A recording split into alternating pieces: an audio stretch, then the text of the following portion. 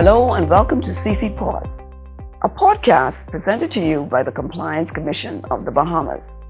Today's episode, covering suspicious transactions, is the first in a series of podcasts where topics relevant to regulatory compliance will be discussed. These sessions are designed to assist you, our DNFBP registrants, in meeting your anti-money laundering, counter-financing of terrorism, and counter-proliferation financing, or AML, CFT, CPE obligations. I'm your host, Nicole Armstrong. So let's begin. But before we begin, remember that the information discussed on these podcasts is intended to provide you, our registrants, with best practice guidance only and is not intended to provide any form of legal advice. As gatekeepers of the financial services sector, designated non-financial business and professions, DNFBPs, such as yourselves, manage financial transactions on a regular basis, and consequently, we play a crucial role in the joint effort in preventing money laundering, terrorist financing, and other financial crimes. A suspicious transaction is a financial transaction that you have reasonable grounds to suspect is related to the commission of a money laundering, terrorist activity, or proliferation financing offense. Reasonable grounds to suspect is determined by what is reasonable in your circumstances, including normal business practices and systems within your industry. Assessing a suspicion is based on more than a hunch or gut feeling, but on a reasonable evaluation of relevant factors, including A, knowledge of the client's business, B, financial history, C, background, and D, investing transaction behavior. Also, there can be indicators that will lead you to conclude that there are reasonable grounds to suspect that a transaction is related to the commission of an ML or TF activity offense. All circumstances surrounding a transaction should be considered by the relevant staff before concluding suspicion. A suspicious transaction report is a report made to the Financial Intelligence Unit, the FIU, by the reporting firm's Money Laundering Reporting Officer, the MLRO.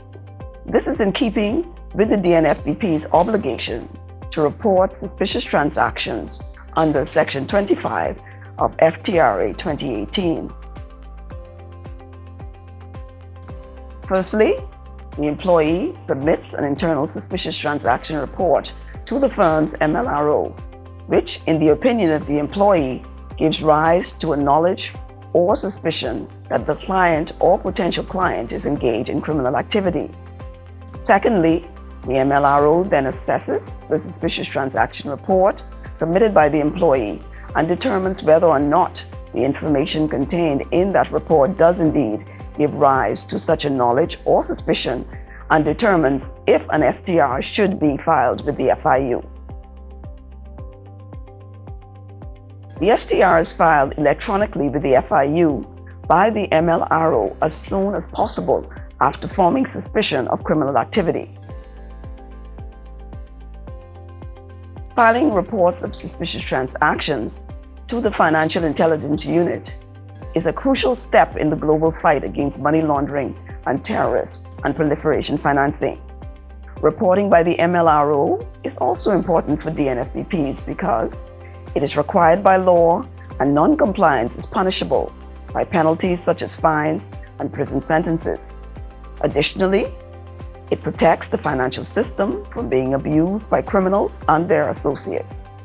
Secondly, it detects, disrupts, and prevents the flow of illicit funds.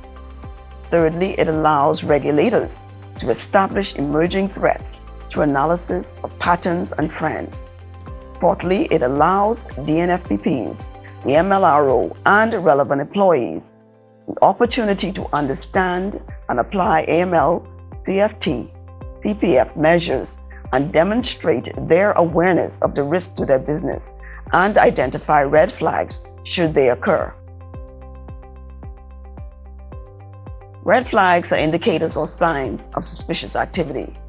Red flags typically stem from one or more facts, behaviors, or patterns that signal suspicion and inconsistencies related to a client's transactions.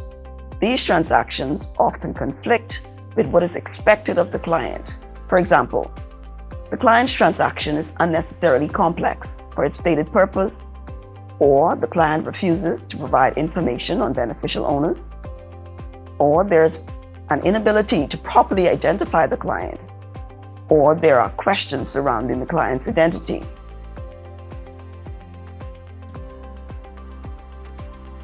There are two major Bahamian legislations which mandate suspicious transaction reporting. They are FTRA 2018 and POCA, or the Proceeds of Crime Act 2018. POCA requires that any person who knows, suspects, or ought to have known or suspected that another person is engaged in money laundering or committing an offense related to an identified risk, proceeds of drug trafficking or any related crime, and fails to report such knowledge or suspicion is guilty of an offense.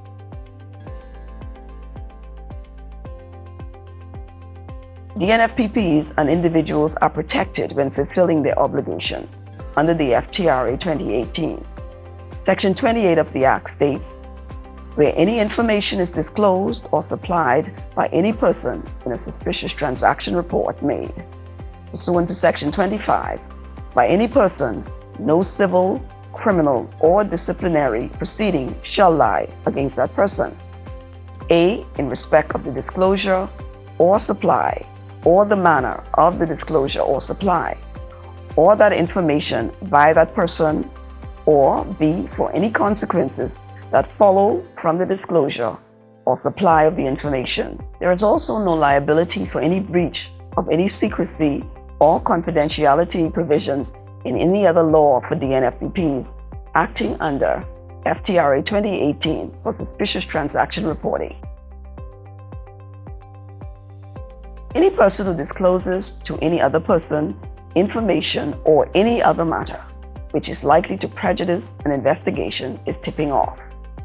FTRA 2018 Section 30 states that a person commits an offense, A, if he knows or suspects that any disclosure relating to a suspicious transaction was made, and B, if he makes a disclosure relating to the suspicious transaction which is likely to prejudice any investigation which might be conducted following the disclosure referred to in paragraph A.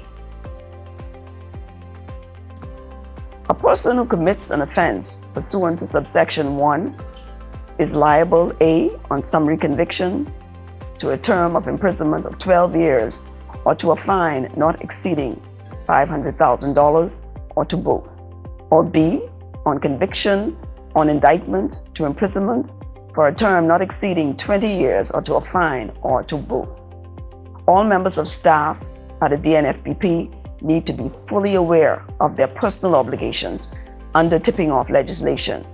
They need to know what to say to a customer and what to do to avoid alerting the customer to the fact that he or she is the subject of an investigation.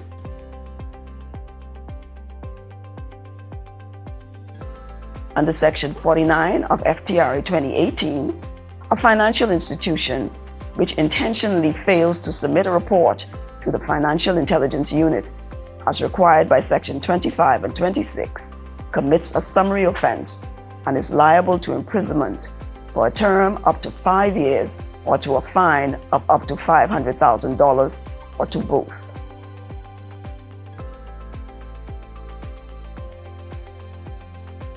One, appoint a money laundering reporting officer as a point of contact with the FIU to oversee reports of money laundering suspicions by their staff. 2, document internal compliance policies, including record keeping and penalties and reporting procedures. The staff must be aware of these policies. 3, implement written AML, CFT, CPF policies, procedures, and controls which deter criminals.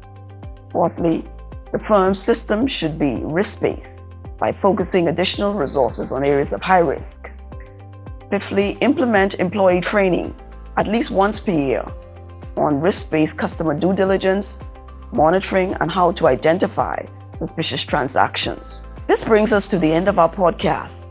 So until next time, when we will discuss another interesting and insightful topic relevant to regulatory compliance, goodbye and thanks for tuning in.